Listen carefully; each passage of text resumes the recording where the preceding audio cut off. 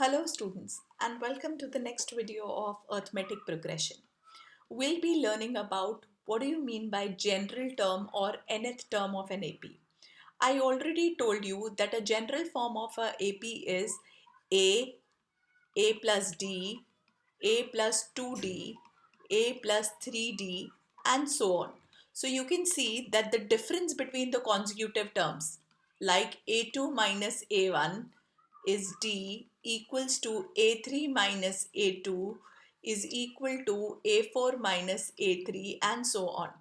So here, if we talk about A1, so the first term of an AP is represented by A, the common difference is represented by D, and when we talk about which number of term we are talking about, it is represented by N. So in some books, A nth is written, or we can also say T nth, term N. So it is A plus n minus 1 into d. So how have we got that formula? When we talk about the first term children, only A comes. When we talk about the second term, so second term में d का जो coefficient है वो 1 है. When we talk about the third term, तो d का जो coefficient है वो 3 से 1 कम है यानी कि 2 है. When we talk about the fourth term, तो जो d का कोफिशिएंट है वो 4 से 1 कम है. तो similarly when we will talk about the nth term, वो उसका कोफिशिएंट जो डी पे होगा वो n से एक छोटा होगा, that is n minus 1. So obviously you know distance can be 0 also if it is a constant series like a, then d will be 0. If d is greater than 0, it is a increasing AP, and if d is less than 0, it is a decreasing AP. So this is how you will use this formula to find the various unknown things given in the question. Let's continue with the exercise. Suppose we talk about exercise 5.2 children and you have to fill in the blanks. So A is given, D is given, N is given. So we know A nth, the formula is A plus N minus 1 into D.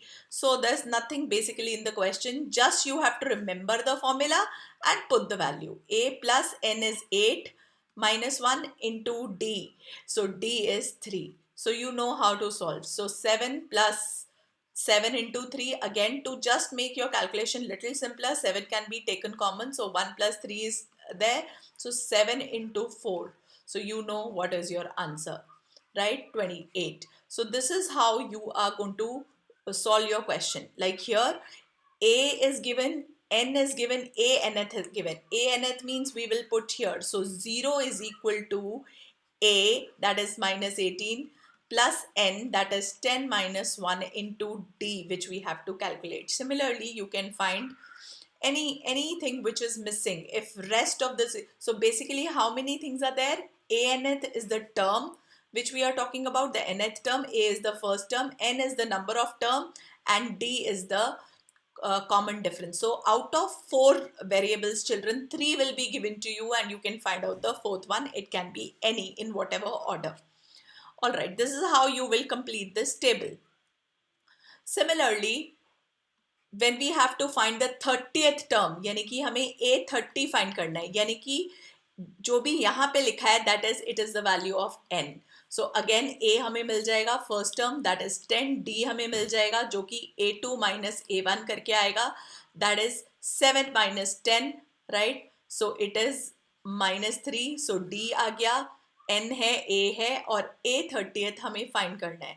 तो A30th में A plus N minus 1 into D. So यानी कि 30 minus 1 into D का formula लग जाएगा. So you know how to do. So just you have in the series A, N and D, and you will just use one single formula in this exercise, that is the nth term of an AP. Similarly, you have to find the 11th term. This is how you have to find the second term. Now, how to fill these boxes? Again, very simple. A is given to us as 2 in third question, first part. A is given to us as 2 and A3. First term, second term, third term. Third term is 26. So can I say using the same formula A and nth, A plus N minus 1 into D, can I say A plus 2D is 26 children? So here I can put the value of A as 2. So 2D is equal to 26 minus A. that is 26 minus 2, which is 24 divided by 2. So D has come out to be 12, and we have to find A2. So again same formula, A2 is A plus D. Again मैंने जो पिछले वाली slide में समझाया था कि यहाँ A2 find करना है तो D का कोफिशिएंट एक कम हो जाएगा, वो आप चेक कर लीजिए क्योंकि यहाँ पे हमेशा n-1 होता है. सो A की वैल्यू है 2, D की वैल्यू है 12. सो हमारा आंसर आ गया A2 is 14. So this box has 14 value. That is answer of the first question is 14. So similarly, if you have to do the second question maybe, so again अब हमें क्या given है, A2 given है that is 13, और हमें A4 given है that is 3, और हमें find क्या करना है, A और A3. This is our question. Again जो given है, can I again same formula, A nth, A plus n minus 1 into D. तो A2 की जगह 13 is equal to A plus D आ जाएगा, n की जगह 2 minus 1. तो ये हो गई पहली इक्वेशन. सिमिलरली A4 है तो कैन आई से 3 is equal to A plus 3D. ये सेकेंड इक्वेशन. आपको दोनों इक्वेशन को सॉल्व करना आता है. सबट्रैक्ट कर दीजिए तो ये आ गया 10 is equal to minus 2D. Children sign हमेशा बड़े का आता है, गलती नहीं करनी. तो D जो है वो कितना आ गया, -5. D -5 आ गया, उसे पुट कर दीजिए 1 में. Put in 1. So 13 equals to A minus 5. D goes that side. So 13 plus 5 equals to A. So A is 18 children. So A आ गया है, D आ गया है, right? तो पहला आंसर तो हमें ऑलरेडी मिल ही चुका है. A3 भी हम निकाल लेंगे. A3 is again same formula, A plus 2D. तो एक बार क्वेश्चन में फॉर्मूला लिख दिया है तो बार बार आपको लिखने की जरूरत नहीं है, फिर आप डायरेक्टली यूज कर सकते हो. तो A है 18, this is 2, this is -5. So 5 into 2 is 10. So minus का sign. So answer is 8. So A3 is 8. Similarly, this is how you can fill all the boxes. So सब में दो equations बन जाएंगी और solve होके आपके पास सारे missing boxes आ जाएंगे. All right. Let's talk about question number 4, children. Which term, when we say कि कौन सी टर्म है, तो याद रखना है टर्म किससे डिनोट होती है, n से. तो हमें n फाइंड करना है. अगेन AP गिवन है तो A जो है वो 3 है, फर्स्ट टर्म. D जो है अगेन आपको लॉजिक पता है, A2 माइनस A1. So 8 minus 3 that is 5. फिर आपको सम टू A nth पता है, लास्ट टर्म जो कि हमें क्या गिवन है, लास्ट टर्म या जो भी टर्म है वो 78 है. हमें निकालना है कि कौन सी टर्म 78 है. तो अगेन फॉर्मूला A nth का A plus n minus 1 into D. So A plus n minus 1 into D is equal to 78. Value of A put कर दीजिए 3. n minus 1 into D कितना है 5 equals to 78. So n minus 1 into 5 is equal to 78 minus 3. So n minus 1 into 5 is equal to 75. So easy way ये होगा कि पहले 5 से divide कर लो क्योंकि हमें पता है कि 75 5 से डिवाइड होता है, right. So n minus 1 is equal to 5 ones are 5, तो 25, 5 5s are 25. सो यानी कि 15 आ गया तो n की वैल्यू 16 आ गई. Just a little time saving step कि पहले 5 को उधर ले जाइएगा फिर n निकालिएगा, okay, just to save on time. So same question यहाँ पे होगा. Which term, find the number of terms in each of the following. Number of terms, again number of terms का अगेन सेम मतलब हुआ. Number of term means हमें n निकालना है. हमारा A गिवन है 7, हमारा D हमें आता है A2 माइनस A1 करके. So fifth question, first part. अब A nth in the first part is nth term is last term is 205. तो again आप value of n निकाल सकते हो the way we have done the fourth question. I am not going to do it. Similarly in this question also A nth is minus 47. Again A given है 18, D again A2 माइनस A1. Calculation error नहीं करना children, ये mix fraction है तो पहले fraction में convert करोगे. तो दिस इज 15 into 2 is 30, यानी कि 31/2 minus 18. Okay, so first take LCM and then calculate. All right, now question number 6 क्या कहता है? क्वेश्चन नंबर 6 कहता है check whether -150 is a term, any term. So let's say कि a nth -150 है of a AP again given. तो AP given है, can I say A is 11 children and D again A2 minus A1, that is 8 minus 11, that is -3. आप बार बार सोचोगे कि ma'am D equal to A2 माइनस A1 क्यों लिख रही है? क्योंकि बच्चों जब आप सब्जेक्टिव एग्जामिनेशन करते हो तो इस स्टेप का भी हाफ मार्क मिलता है. That is why I always want you to write each and every step in a CBSE paper. So let's say, तो a nth का फॉर्मूला अगेन हमें पता है a plus n minus one into D. अब a nth minus 150 है, a की value 11 है children, plus n minus 1 into d is -3. Let's solve. So minus 150 minus 11 is equal to n minus 1 upon -3. So this is -161 upon 3. -3 में उस side लगी, minus minus plus हो गया, n -1. अब आप चेक करो क्या ये जो नंबर है ये क्या, पहले -1 को उधर ले जाते हैं, 161 upon 3 plus 1 is equal to n. तो मेरे पास n कितना आया? 164 चिल्ड्रन. एलसीएम लूंगी तो 1 इंटू 3 3 हो जाएगा, 3 प्लस 161 इज 164 अपॉन 3. चेक करो क्या 3 के टेबल में 164 जाता है? अगर मैं ट्राई करूं तो 3 5 ज़ा 15, 14 आता है, तो 3 4 ज़ा 12, राइट, और फिर 2 बच गया 20, सो 3 6 ज़ा 18. तो ये पॉइंट में आ रहा है क्या नंबर ऑफ टर्म्स कभी डेसिमल में हो सकती है? नहीं. Number of terms is always a proper number, right children, it cannot be a fractional value. So question में पूछा गया था check whether 150 -150 is the term.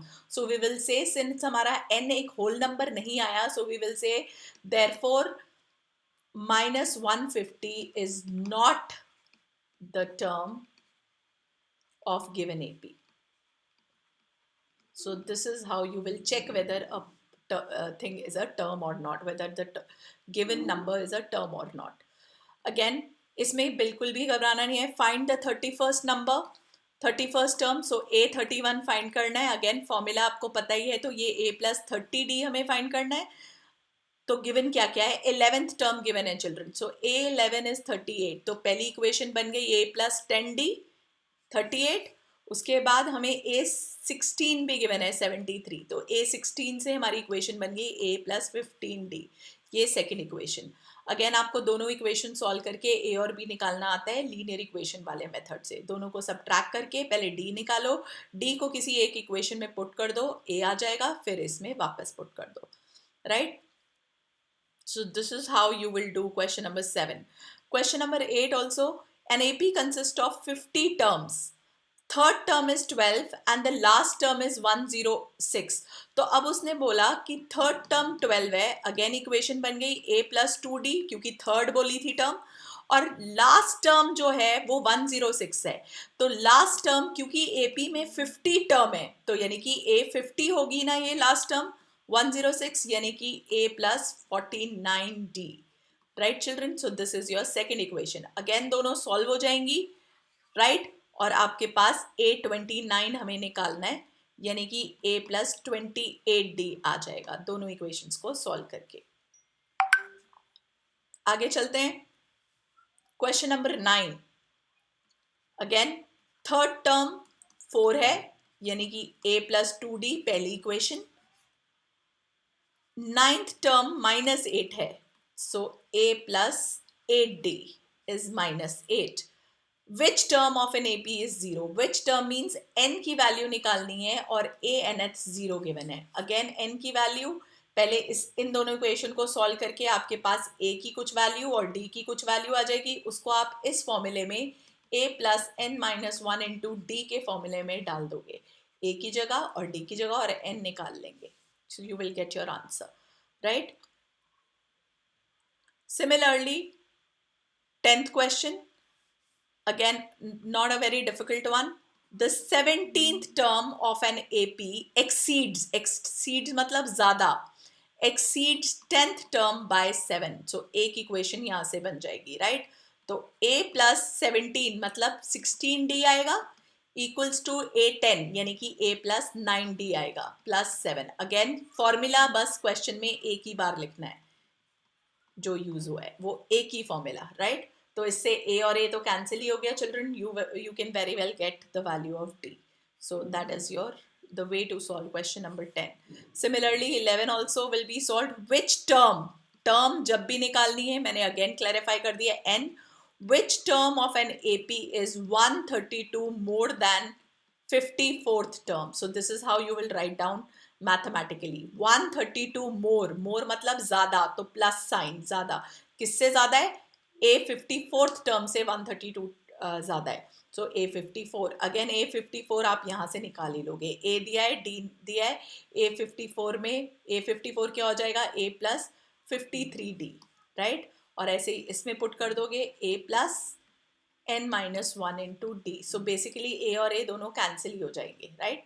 And you can calculate n. Now question number 12.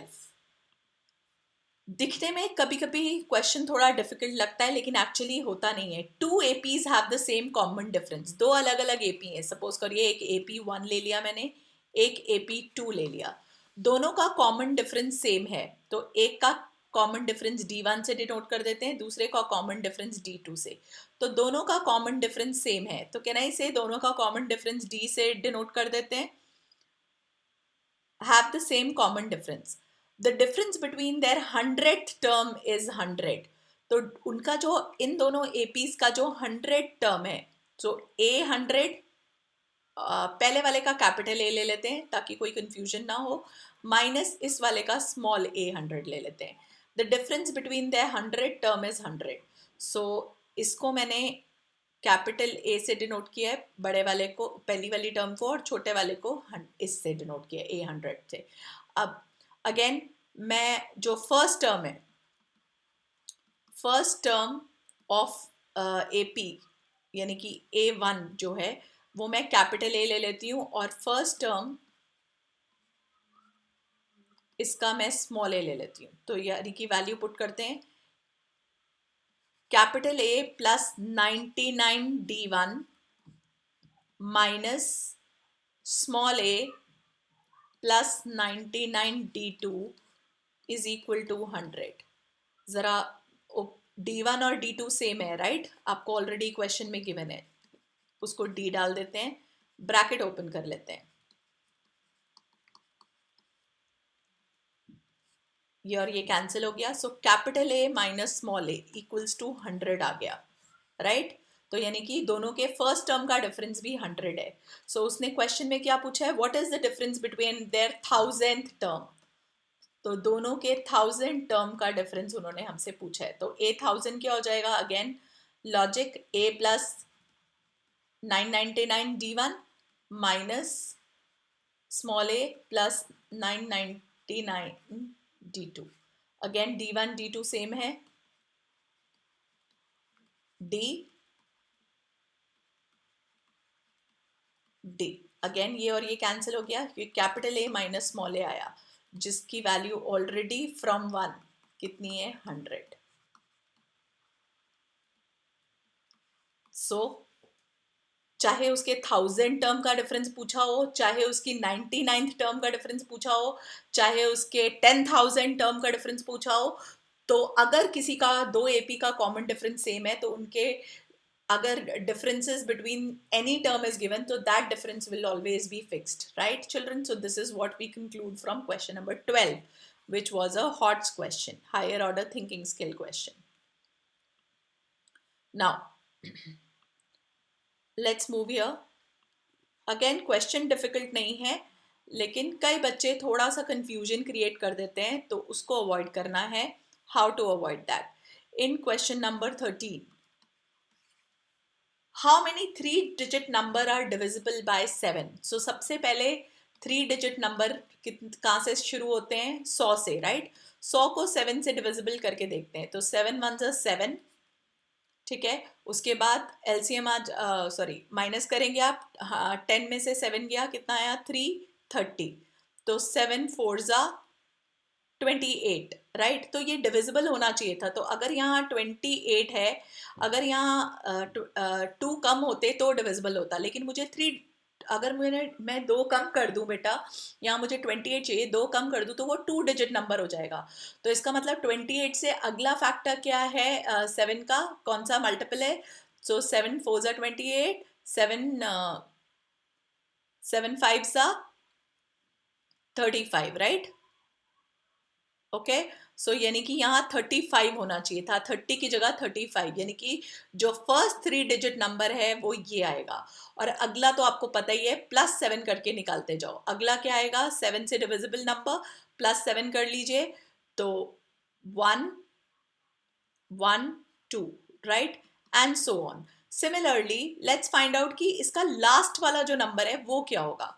Again last 3 digit number 999 होता है, 7 से divide करके देखते हैं, 7 1 से 7, 8 9 2 9, सो 7 4 जा 28, अगेन 19 7। अब यहाँ 19 की जगह क्या होना चाहिए था कि वो 3 डिजिट नंबर होता 14, है ना। 7 1 से 7, 7 2 जा 14, 7 3 जा 28। अगर मैं यहाँ 28 करती तो वो 3 डिजिट से बढ़ जाएगा, क्योंकि मुझे यहाँ 19 में 19 की जगह 28 लाने के लिए प्लस करना पड़ेगा, लेकिन मुझे 3 डिजिट नंबर चाहिए, तो मैं 19 से छोटा उसका वो ढूंढूंगी, राइट। सो 19 से छोटा मल्टीपल जो है वो क्या होता है, 14 होता है, 7 2 जा 14। सो यहाँ 14 आने, अगर यहाँ मुझे 19 की जगह 14 चाहिए, तो 19 माइनस 14 करो, तो यानी कि मुझे 5 सब्ट्रैक्ट करने पड़ेंगे यहाँ से, तो यानी कि लास्ट नंबर क्या आएगा, 995। So now you have already form the series, now you can find out. A जो है वो 105 है, डी तो आपको पता ही है क्योंकि 7 की मल्टीपल सीरीज बनी है तो 7 होगा कॉमन डिफरेंस, आप चेक भी कर सकते हो। और ए nth is 995। Again use the same formula, I told you पूरी एक्सरसाइज में एक ही फॉर्मूला यूज होना है, right. Similarly question number 14, how many multiples of 4 lie between 10 and 250। सो 10 से के बाद वाला मल्टीपल, सो 4 का टेबल रीड कर लीजिए, 4 3 जा 12 होता है, राइट। सो 12 अगेन +4 कर दोगे, राइट, तो 16 एंड सो ऑन। सिमिलरली अगर आपको 250 से पहला मल्टीपल जानना है तो चेक कर लीजिए 4 के टेबल के साथ। सो 4 3 जा 12, 4 4 जा 16, 4 5 जा 20, राइट, एंड 4 6 जा 24, राइट, 10। अब यहाँ 10 नहीं आना चाहिए था, राइट, इससे पहले बिटवीन, मतलब इससे पहले का चेक करना पड़ेगा कि 250 से पहले, यानी कि यहाँ पे 10 की जगह 8 होना चाहिए था, यानी कि यहाँ से 2 सब्ट्रैक्ट कर लीजिए। सो लास्ट हो गया 248। Again A12, D4, A nth is 248। Again आप n की वैल्यू निकाल सकते हो, ठीक है। हाउ मेनी मल्टीपल्स यानी कि नंबर, जब भी हाउ मेनी की बात करी जाए नंबर, विच टर्म की बात करी जाए नंबर n। अगेन ये भी बहुत सिंपल है, for what value of n the two APs are for of two APs are equal, मतलब दोनों की a nth टर्म को आपने इक्वल कर देना है, राइट, और आप n निकाल लोगे। That's how you will do the logic of question number 15। A nth इसकी अलग आएगी, इसकी अलग आएगी, दोनों को सेम कर दीजिएगा। क्वेश्चन नंबर 16 भी बहुत सिंपल है, determine an AP whose third term is this. Third term given है 16, यानी कि पहली equation a + 2d, same formula, and seventh term exceeds the fifth term by 12। Seventh term fifth term से 12 time बड़ी है, तो इससे आपकी सेकंड इक्वेशन आ जाएगी, जिससे कि आप सॉल्व कर लोगे ए और बी। And determine the AP means आपको पूरी सीरीज निकालनी होगी, राइट, तो वो याद रखना है, फर्स्ट 3 टर्म्स निकाल के फिर आगे डॉट डॉट डॉट कर दीजिए। That is how you calculate AP. Again question number 17 का लॉजिक। नाउ चिल्ड्रन, जब भी आपको, अगेन ये हॉट्स क्वेश्चन है, जब भी आपको 20th term, any term from the last निकालनी है, आप एपी को रिवर्स कर दोगे, तो 253 फिर 13, फिर 8, फिर 3, राइट। सो ए जो है वो हो गया 253, ठीक है। एंड अगेन जो आप 20th टर्म निकालनी है तो A20th, दैट इज A+19D। अब आपको सिर्फ इतना याद रखना है, D जो है वो कैसे निकालोगे, आपको पता है that is difference between the consecutive terms. तो डिफरेंस जो है 18 minus 13, sorry it's not 18, it's 8, 8 minus 13, right children, that is -5 आएगा। तो बस इतना याद रखना है, जब फ्रॉम द एंड निकालनी है तो आपको सीरीज को रिवर्स कर देना है, राइट। एंड डी जो है, अगर इस सीरीज का डी पॉजिटिव है तो इसका नेगेटिव आएगा, ये याद रखना है। अगर इसका नेगेटिव है तो उसका पॉजिटिव आएगा, and then you have to use the same formula, right? So this is the logic shortcut basically for this question, where you have to find any term from the end. So very simple. Again, question number 18. The sum of the fourth and the eighth term is 24. तो इससे पहली equation आ जाएगी। The sum of the sixth and the 10th term is 44. इससे second equation आ जाएगी। Again आप दोनों को solve कर लोगे, आपके पास a की वैल्यू और d की वैल्यू आ जाएगी, and then you can find out the first three terms of an AP. Simple. All right. Last two questions of the exercise. Again, the questions are not very difficult. Subha Rao started work in 1995 at an annual salary of 5,000. उसने 5,000 salary पे work start किया 1995 में, और हर साल उसको 200 रुपए का increment मिलता है। तो अगले साल उसकी सैलरी होगी 5200, राइट। उसके आगे हो गई 5400, हर साल वो 200 बढ़ती जा रही है। तो उसने पूछा है कब उसकी सैलरी 7,000 पहुंच जाएगी। तो आपको अगेन पता है, ए जो है वो 5,000 है, डी जो है वो 200 है, अगेन A2 माइनस A1 करके आएगा, एंड ANth जो है वो 7,000 है, और आप n निकाल लो तो आपको पता चल जाएगा कि कितने ईयर्स में, यूनिट लिखना बहुत जरूरी है, अदरवाइज अगेन आधा नंबर कट जाएगा, कि कितने ईयर्स में उसकी सैलरी 7,000 पहुंचेगी। Same formula, ANth A+n-1 into D. A is given, D is given, ANth is given, you can calculate n. Similarly, question number 20 also same way. Ramkali saved 5 rupees for the first week of a year and increase her saving by 1 point weekly by 1.75. तो पहले week उसने 5 रुपए जमा किए, अगले week 675 rupees जमा किए, and so on करके वो 1.75 से अपनी सेविंग बढ़ा रही है। If in the nth week में अगर उसकी सेविंग 20.75 पहुंच गई है, तो आपसे पूछा है कि कौन से वीक में वो 20 रुपए 75 पैसे इकट्ठे करेगी, right. This is n। Again a given है 5, d गिवन है 1.75, ANth ऑलरेडी गिवन है। अगेन सेम फॉर्मूला यूज करके आप n की वैल्यू निकाल सकते हो, right? So this is all the problems which you tackle when you talk about nth term of an AP. Now in the next video we will learn about how to find the sum of all n terms. यानी कि अगर AP की series है तो उसका सम कैसे find करना है. So we will continue. If you have any doubt in the exercise, please leave in the comment below. Thank you.